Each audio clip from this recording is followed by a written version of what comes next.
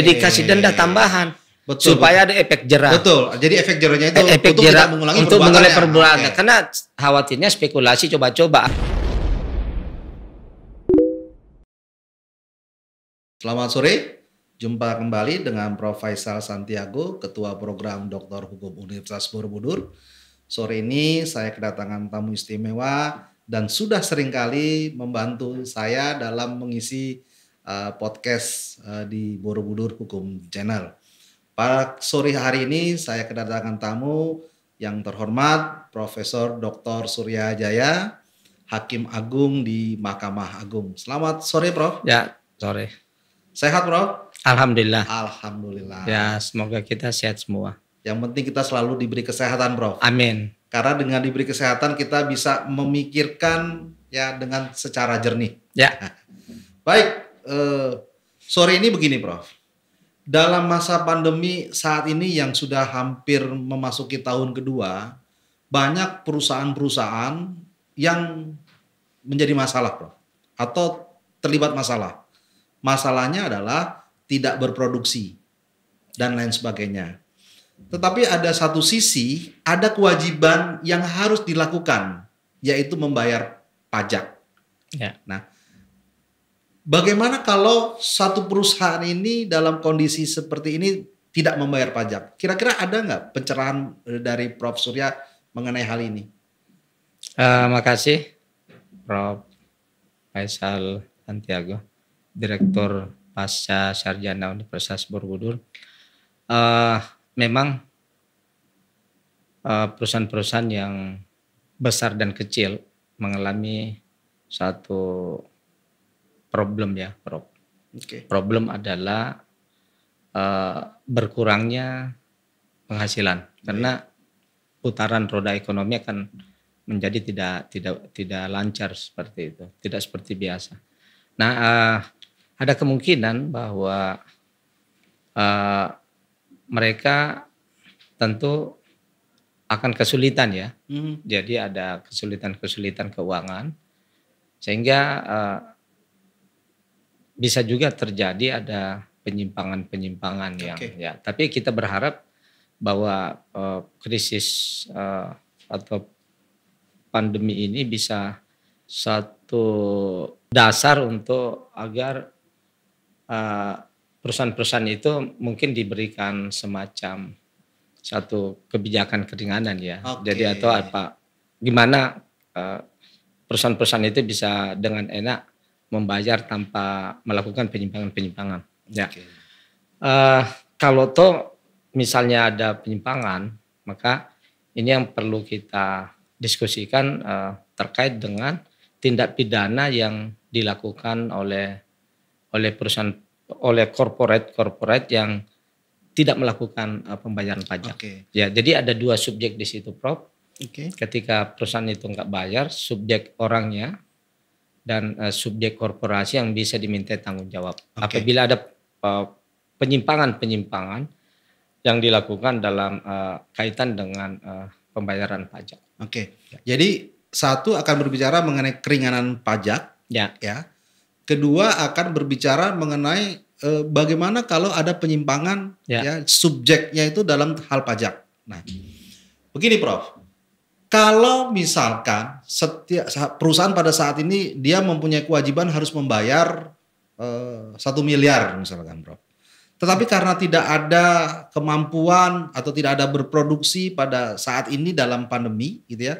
Bisa nggak sebenarnya, Prof, suatu korporasi itu meminta keringanan terhadap pembayaran pajaknya?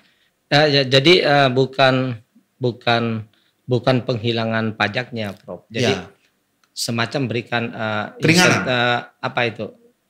Misalnya reschedule, artinya penjadwalan ulang. Misalnya karena ketidakmampuan bayar, misalnya dikasih keringanan dalam arti bukan menghilangkan pajaknya, tetapi memberikan reschedule kembali, menjadwalkan ulang. Mungkin kesulitan itu supaya kenapa? Kita harus pikirkan juga bahwa perusahaan itu kita harus mempertahankan perusahaan itu agar eksistensinya masih tetap berjalan. Karena kalau tidak, itu satu perusahaan yang sudah baik misalnya terus tiba-tiba karena krisis, membuat mereka jatuh, kemudian nggak bisa ditolong. Nah, itulah pertolongan yang diberikan itu bukan menghilangkan, tetapi mereschedule atau menjadwalkan ulang. Jadi menjadwalkan ulang itu penting, Prof ya? Ya, saya kira itu supaya karena harapan kita bahwa tidak ada penyalahgunaan yang dilakukan oleh corporate dalam rangka melakukan penghindaran pajak. Justru kita berharap tidak ada penghindaran pajak. Yang penting sebenarnya bagaimana mempertahankan korporasi itu keberlanjutannya. Tetapi kalau dia kesulitan misalnya karena perusahaan nggak bisa beroperasi secara maksimal karena kita lihat aktivitas masyarakat memang juga dibatasi untuk tidak terlalu mobilitasnya nggak terlalu bergerak, sehingga mereka kan kehilangan pasar. Masyarakat cuman di rumah kan enggak bisa. Dan akhirnya berdaya belinya kan tidak ada. Daya beli tidak ada. Kalau itu sebenarnya kalau hal ini mungkin normatif, Prof ya, bisa mengajukan keberatan untuk keringanan mungkin atau minta di reschedule. Tapi begini, Prof, ada misalkan perusahaan yang melakukan diduga melakukan kejahatan pajak. Misalkan merugikan negara, itu Anda merugikan negara nih misalkan 20 miliar gitu, Prof. Ya. Dari kerugian negara 20 miliar maka dampaknya harus dihukum dan seterusnya gitu, Prof. Ya. Nah, sekarang pertanyaannya sederhana, Prof. Bagaimana kalau perusahaan itu sudah membayar kerugian pajak kepada negara itu sudah dilunasi sebesar 20 miliar, apakah ini bisa kita hentikan status pidananya, Prof? Ya, jadi memang di dalam Undang-Undang Perpajakan ada prinsip pendekatan penyelesaian pajak, tindak pidana pajak ya. Kalau kita bilang tindak pidana pajak, apa yang dilakukan oleh subjek manusia atau korporasi atau corporate, maka prinsip yang dimaksud adalah pendekatan yang sifatnya ultimum remedium. Nah, ini sebenarnya bagus konsep pendekatan ultimum remedium, bahwa penyelesaian sengketa atau penyelesaian tindak pidana pajak itu diupayakan ada satu upaya yang sifatnya tidak retributif. Jadi konsep ini bagus sekali untuk memberikan kesempatan kepada wajib pajak, apakah dia orang per orang atau dia korporasi, untuk mungkin dia bisa menyadari bahwa apa yang dilakukan ini memang perbuatan yang salah, kemudian ada kesadaran untuk mengembalikan. Nah, betul ya, ada kesadaran untuk mengembalikan. Jadi kesadaran mengembalikan ini sebenarnya perlu kita hargai, perlu kita beri apresiasi untuk memberikan satu reward, seperti reward. Prof, sebelum kita lanjutkan, biar teman-teman juga tahu apa sih, Prof, yang dimaksud dengan ultimum remedium? Ya, betul. Jadi pendekatan ultimum remedium itu kita tidak mendahulukan pendekatan yang sifatnya retributif. Artinya harus melalui proses, kemudian nanti ujungnya kemudian kita hukum, ya. Jadi pendekatan ultimum remedium itu bisa kita tidak melalui cara itu tadi, tidak melalui prosedur-prosedur yang retributif tadi, yang mulai dari penyidikan sampai kemudian ada putusan, kemudian sampai ke Mahkamah Agung. Tetapi ultimum remedium adalah satu bentuk sarana hukum yang bisa digunakan oleh wajib pajak, perorangan atau korporasi dengan negara. Jadi negara diwakili oleh oleh aparat pajak untuk saling termasuk dengan penegak hukum, aparat pajak dan penegak hukum, untuk bagaimana setelah ditemukan misalnya ada kekurangan bayar atau ada transaksi fiktif dalam menghindari satu kewajiban membayar pajak, kemudian itu ada ditemukan bahwa sekian miliar ada kerugian negara karena dia tidak nyetor pajak yang sebenarnya, maka dikeluarkan surat kekurangan bayar misalnya. Nah, itu tadi didasarkan sekian besar. Nah, kalau misalnya sudah ada sudah dilakukan pembayaran. Dilakukan apa itu penyampaian tentang kekurangan bayar itu, kemudian perusahaan ada kesadaran, dia mau bayar ya, saya kira perkara nggak perlu dilanjutkan lagi. Jadi perkara nggak perlu dilanjutkan? Nggak perlu kalau ada kesadaran untuk membayar. Jadi cuman problem hari ini yang masih menurut saya perlu didiskusikan, perlu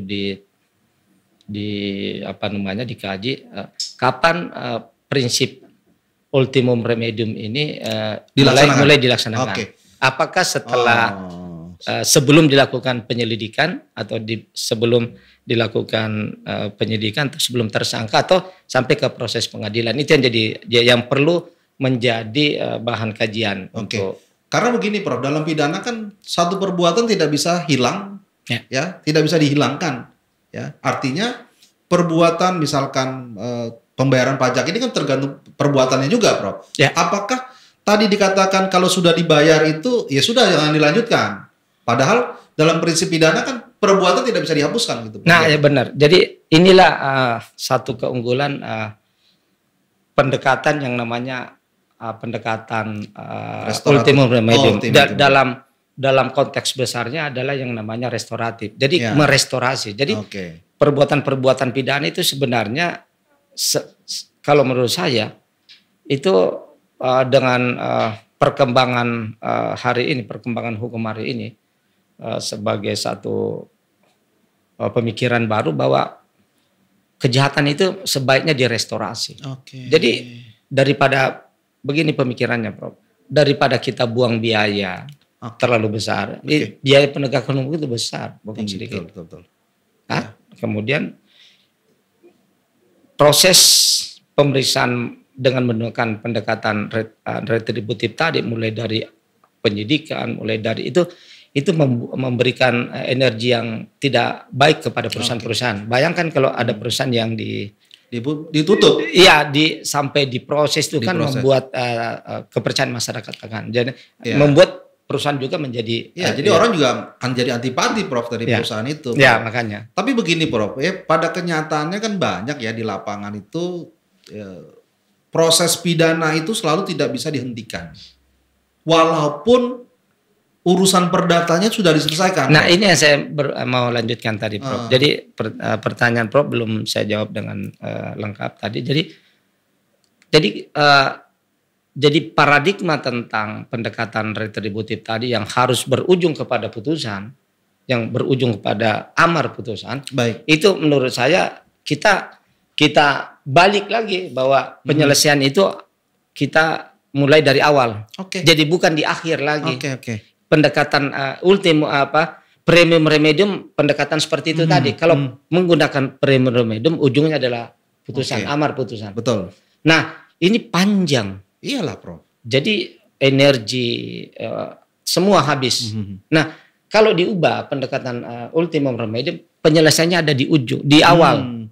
Betul. Jadi ini paradigma baru kita mau bangun. Jadi kejahatan sebenarnya diselesaikan sejak dari awal. Betul Prof. Jadi tidak panjang, nggak panjang. Bisa kebayangkan kan PN, PT, kasasi, PK. Buang-buang waktu Prof. Ya makanya. Jadi kan sistem hukum Indonesia kan sudah membuat kebijakan hukum nasional terkait dengan perkara anak. Diversi, perkara diversi. Di Persi itu sudah dilakukan itu. Jadi pendekatannya bagus. Jadi nggak berujung, kecuali memang nggak bisa selesai di situ.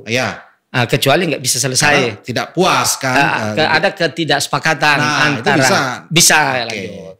Kalau mereka udah dari awal sudah kembali, negara nggak dirugikan, misalnya sudah semua kembali. Betul Bro. Kalau perlu diminta untuk bayar penalti atau denda, itu saya kira itu sanksi administratifnya yang perlu dianukan. Apakah nanti, jadi itu ada. Jadi kalau menurut saya ada satu perubahan pendekatan. Jadi ada kebijakan hukum nasional lagi tentang pendekatan penyelesaian perkara yang tidak di akhir tapi di awal. Nah ini harus dibuat regulasinya bagaimana ini menjadi pedoman dalam perkara-perkara tertentu. Baik. perkara tertentu, tidak semua perkara. Betul. Karena ada perkara. Kalau pembunuhan kan nggak mungkin, Bro. Ya, maka ada. Tapi kalau misalkan berbicaranya mengenai kerugian negara lah, Prof. Ya. Ya kan sepanjang kerugian negara itu bisa dikembalikan, saya pikir kan pidananya itu bisa dikurangin lah, Prof. Artinya restoratif justice bisa masuk di dalamnya. Ya. Apakah itu perkara kita lanjutkan dan seterusnya. Yang penting tujuan akhirnya kan sudah tercapai, Prof. Ya. Jadi saya juga mau sampaikan, jadi ada pemikiran-pemikiran, karena kita ini kan besar di lingkungan akademisi, Prof. Jadi saya di Borobudur yang sering diminta untuk mengajar sama Prof. Faisal, kita mau tidak mau berpikir akademis, berpikir secara bagaimana pengembangan hukum ke depan, hukum nasional itu lebih baik lagi. Betul, Prof. Menurut saya pendekatan ultimum remedium itu tidak hanya di perkara pajak sebenarnya, di perkara korupsi juga bisa kita lakukan. Di korupsi bisa, Prof? Di perkara korupsi kita bisa lakukan. Karena ada pendekatan yang ada aturan juga yang memang memungkinkan menjadi instrumen hukum yang digunakan untuk pendekatan ultimum remedium itu. Seperti misalnya seorang terperiksa, seorang ASN, pegawai atau pejabat yang diperiksa oleh APIP misalnya atau BPK atau BPKP, kemudian ada temuan, Prof. Ini banyak betul. Kan setiap berapa bulan itu ada pemeriksaan. Betul, Prof. Ketika ada pemeriksaan kemudian ada temuan, maka secara regulasi normatif bahwa yang bersangkutan diberi waktu 60 hari. Misalnya kasih waktu 60 hari untuk menyelesaikan. Baik, ya? Karena ada dugaan, ini dugaan bahwa ada temuan, ini ada dugaan penyalahgunaan atau perbuatan melawan hukum. Kemudian kalau misalnya yang bersangkutan udah menyelesaikan itu, udah selesai di situ, ada temuan tadi, nggak perlu lagi diangkat untuk jadi. Ini kan kalau diangkat, padahal di mana kerugian negara? Mereka udah selesaikan, Bro. Jadi kalau misalnya mau dibuat lagi regulasi bahwa jangan sampai mereka selalu spekulasi untuk melakukan penyimpangan, kemudian nggak ada sanksi. Ya kita buat regulasinya, kalau ada penyimpangan begini, kita beri denda. Jadi kasih denda tambahan. Supaya ada efek jerah. Betul. Jadi efek jerahnya itu untuk mengulangi perbuatan. Karena khawatirnya spekulasi coba-coba. Kita kalau didapat ya kembaliin. Jadi itu juga nggak ada, itu berbahaya juga. Betul. Jadi setuju saya, Pak. Kalau misalnya kita kasih penalti, misalnya harus ada dendanya. Dan ada sanksi administratif, misalnya kalau memang ada penyimpangan, ada penyalahgunaan yang memang bisa dibuktikan misalnya. Karena begini, Prof. Jadi kalau ada temuan begitu, pejabat yang bersangkutan bisa melakukan pengajuan perkara ke TUN. Betul. Jadi dia bisa tunkan sebenarnya. Kalau ada temuan misalnya 10 miliar, dia bisa persoalkan ini apakah memang perbuatannya penyalahgunaan kewenangan atau bukan. Dia uji secara TUN. Betul. Jadi kalau TUN misalnya menyatakan tidak ada penyalahgunaan, ya uangnya dikembaliin. Nah itu ya. Nah ini interseksinya di perkara korupsi. Ini dalam praktek perkara korupsi tetap juga jalan. Jadi di proses tunnya dia sudah minta upaya hukum. Kalau dia mau, kalau dia sudah sadar memang kalau dia menyatakan dirinya ini saya nggak melakukan penyimpangan sebenarnya. Tapi saya disuruh bayar. Kalau dia merasa keberatan dengan temuan itu, dia bisa tunkan. Tapi kalau dia sudah merasa, oh benar saya sudah, dia kembalikan aja. Plus denda. Supaya kita konsep barunya ke depan bahwa supaya dia ada efek jerah, kita konsep kasih denda lagi supaya dia tidak mengulangi, tidak spekulasi untuk mengulangi. Nah, yang sekarang ini prakteknya, Prof, perkara tun misalnya kalau dia keberatan dia tunkan, setelah dia tunkan sampai ada putusan ingkrah ditun, kemudian ini proses pidana juga jalan. Pidana jalan sampai juga ke tingkat ingkrah. Nah, kalau ada dua putusan berbeda, Prof. Maka ini ujungnya di PK. Jadi dua putusan yang berbeda. Putusan tun yang menyatakan tidak ada penyalahgunaan. Misalnya kalau di perkara korupsinya tadi menyatakan ada perbuatan penyalahgunaan dan mereka dihukum. Jadi ini karena dua putusan bertentangan, maka ini ujungnya adalah PK. Oke, Prof. Ini bisa di ini yang jarang dilakukan, Prof. Jadi teman-teman gini, kalau ada perkara yang bicara tindak pidana korupsi selalu konsentrasi dengan korupsi. Selalu tidak berbicara kewenangan, Prof. Oh. Artinya kalau kewenangan itu kan bisa kita lari ke tun dulu, Prof. Ketun, menguji. Menguji. Apakah perbuatan saya benar menyalahgunakan apa tidak? Ya, antara atasan dan bawahan. Ya, apakah dengan jabatannya dengan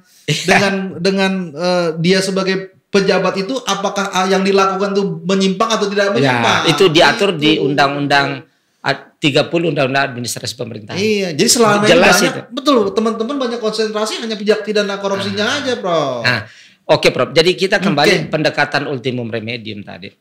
Nah, kalau saya pendekatan ultimum remedium perlu dibuat regulasi kalau saya. Terhadap perkara-perkara yang nilainya berapa yang kita bisa merestorasi. Baik.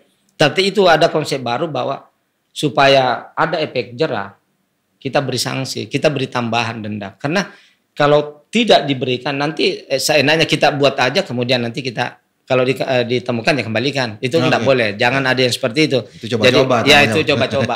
Karena kita orang Indonesia ya tahu lah Prof ya gimana orang Indonesia itu selalu mau coba.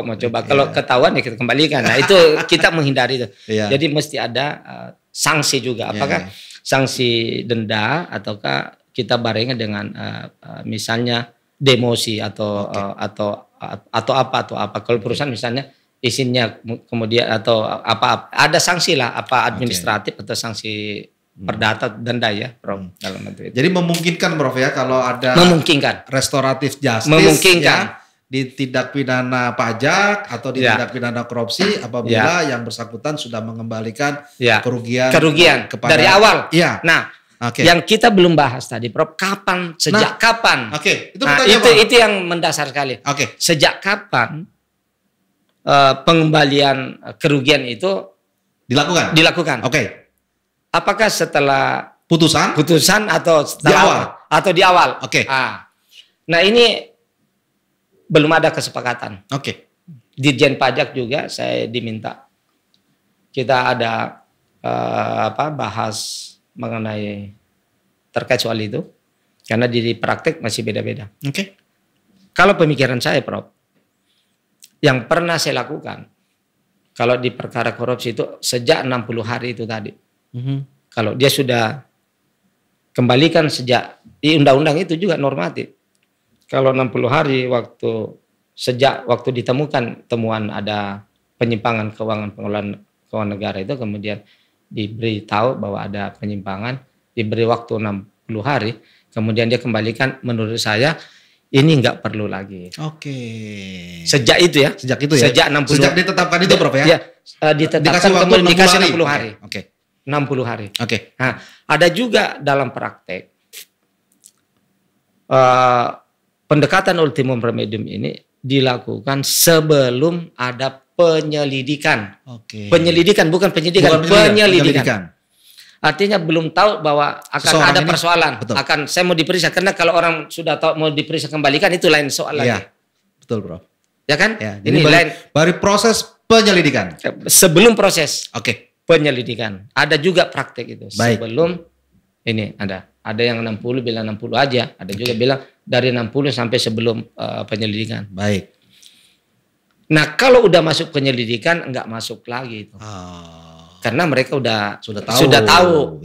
Jadi kalau udah tahu kan enggak jadi sudah berbeda. Itu. Jadi itu yang anunya. Jadi terserah nanti apakah dibuat regulasi seperti apa supaya ada kesatuan, ada kepastian, ada kesatuan hukum bahwa kalau seperti ini dan ini hanya berlaku untuk ASN, pendekatan ultimum remedium untuk ASN. Untuk ASN, pegawai negeri dan pejabat.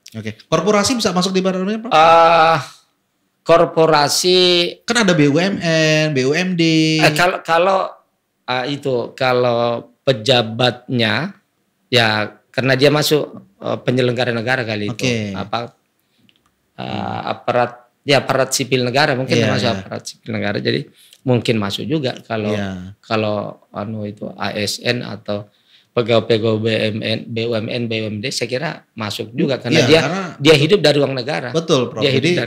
Karena kan sifatnya kalau regulasi kan tidak ada semua kan sama gitu, ya, harus diberikan sama. Gitu kurang. Kalau terminologinya ASN, dia ASN ya harus dikasih itu. Nah ini kebijakan hukum nasional. Oke, Prof, sepanjang pengetahuan Prof Surya sudah memang belum ada, Prof, ya regulasi mengenai hal itu. Ada sih, tetapi itu belum dipahami oleh seluruh.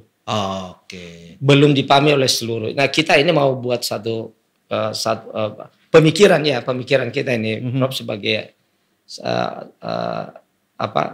yang selalu mengajar. Ada kan kita selalu memikirkan bagaimana hukum ini agar lebih mensejahterakan, lebih praktis dan lebih mensejahterakan, tidak menyulitkan. Jadi kenapa mau harus pendekatan premium remedium atau pendekatan retributif kalau ada cara yang lebih baik? Iya. Sepanjang kita tidak melanggar kan gitu. Sepanjang nggak melanggar, jadi kita buatkan regulasinya, kemudian kita susun. Nah, sama dengan korporasi, Prof. Saya salah satu dari teman-teman yang mendesain itu bagaimana korporasi ketika jadi tersangka itu tidak menjadi mati, tidak menjadi bubar, tidak menjadi, bahkan pemikiran kita salah satunya saya berpikir bahwa korporasi ketika tersangka bukan ujungnya rusak atau menjadi bubar, tapi justru menjadi sehat, menjadi good corporate governance. Itu yang kita mau bangun. Ya, jangan dimatikan. Nah, kalau dengan cara yang ada hari ini itu nggak tepat, nggak bisa menjamin agar perusahaan itu bisa lebih baik. Kalau cara hari ini, pendekatan yang mau dilakukan hari ini nggak bisa. Jadi buat kebijakan hukum baru lagi untuk bagaimana mendesain aturan hukum ini supaya ketika dia tersangka dia akan lebih baik. Jadi menjadikan suatu pembelajaran untuk menjadi lebih baik. Lebih baik. Jadi corporate itu kan sangat dibutuhkan oleh negara. Ya, karena tenaga kerjanya banyak. Ya, pajak banyak. Pajaknya banyak. Tetapi jangan juga dibiarkan korporasi yang nakal, yang bandel diternakan. Dipelihara. Dipelihara dari tubuh kembang. Itu nggak boleh. Itu pelanggaran yang besar itu. Nggak boleh ada itu. Jadi ciptakanlah perusahaan yang bisa berkompetisi dengan sehat. Baik. Jadi pemikiran saya, perusahaan-perusahaan sehat itu yang harus diangkat. Baik. Bukan perusahaan-perusahaan yang bandel, yang nakal, yang selalu dipelihara. Itu yang perlu. Itu jadi sapi perah itu, Bro. Itu yang perlu. Jadi pemikiran kita ini sebagai seorang ilmuwan hukum itu harus berpikir bahwa bagaimana melakukan pembaruan hukum. Karena kebetulan Prof memberikan kepercayaan ke saya untuk pembaruan hukum pidana.